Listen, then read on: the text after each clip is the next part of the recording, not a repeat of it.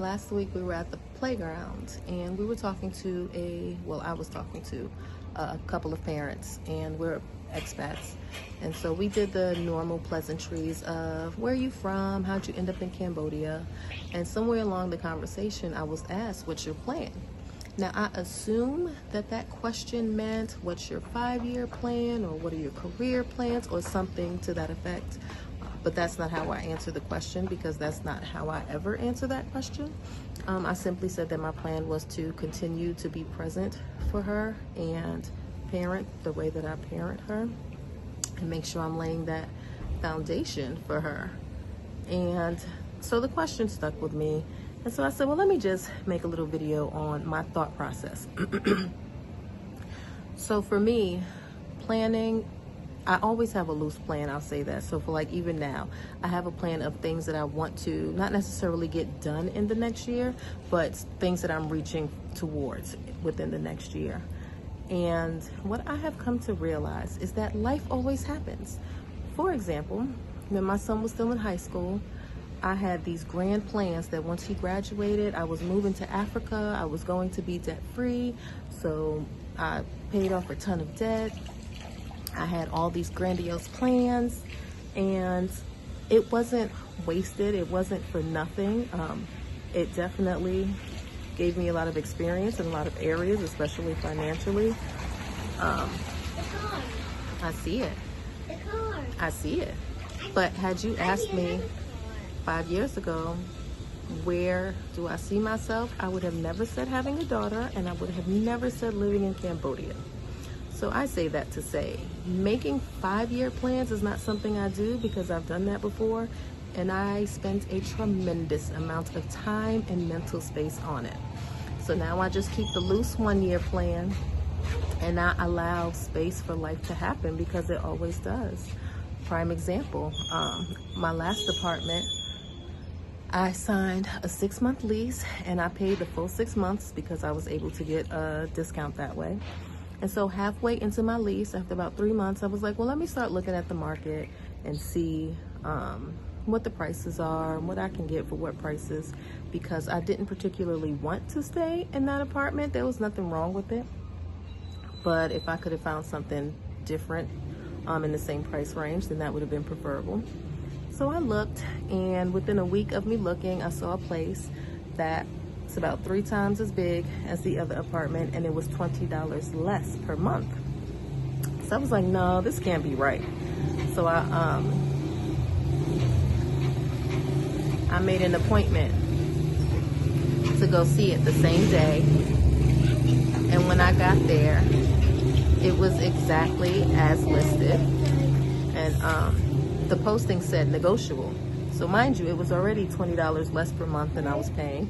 But since it said negotiable, I said, hey, let me see what I can do. So I asked, if I pay 6 months at a time, can I get an additional, can I get $30 off per month? And she said yes. So I am essentially living in an apartment now that is 3 times as big as the one I just left, for $50 less per month. Now, had I been rigid to the point of, oh, well, this is the plan, I signed this 6-month lease, and this is where I have to be for the next 6 months, then I probably would not have been on Facebook exploring the market to see what was available. I would not have found this place, and I wouldn't be here right now. So needless to say, I signed a whole new lease for this new apartment 3 months early, and this apartment that we're in now is in the village. The other one was closer to the city. So if we were in the city at night, didn't feel like driving home, we would just stop at the other apartment, spend the night there, come on home in the morning. So I wouldn't really say it was money wasted, because it served an alternate purpose after we moved anyway. But that's just the way that I function. That's the way I plan. So yes, the plan was to be there for 6 months. I signed the lease, no big deal. But life happened. I found something better, more spacious, better for me and my baby. And here we are. She has more space. I'm not carrying her up 4 and 5 flights of steps every day. We're out in nature. Here. We're out in nature. And overall, it's just better. So, that's not to say that I don't plan anything. Of course, like I said, I do make loose plans. There's some things that, like, you just have to plan. You can't just be spontaneous with some things. But for me, overall, making sure that I'm flexible, especially when it comes to her learning. It does sink. That spoon does sink. Drop it. Yep, it sank. I see it. It's getting low. It got low. So when it comes to her learning, I don't plan what I'm going to teach her. I don't sit down and say, oh, well, today we'll do this and tomorrow we'll do that. Because she changes every day, one.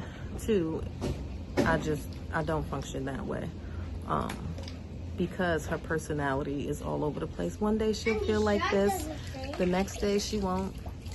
So it wouldn't even make sense for me to make plans because she might not be feeling it that day. And that's fine. So we learn.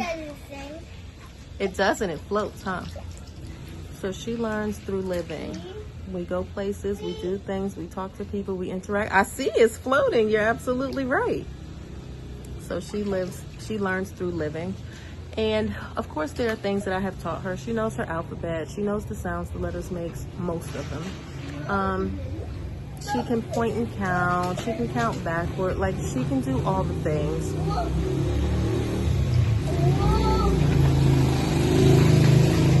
But I did not sit down and teach it like a lesson.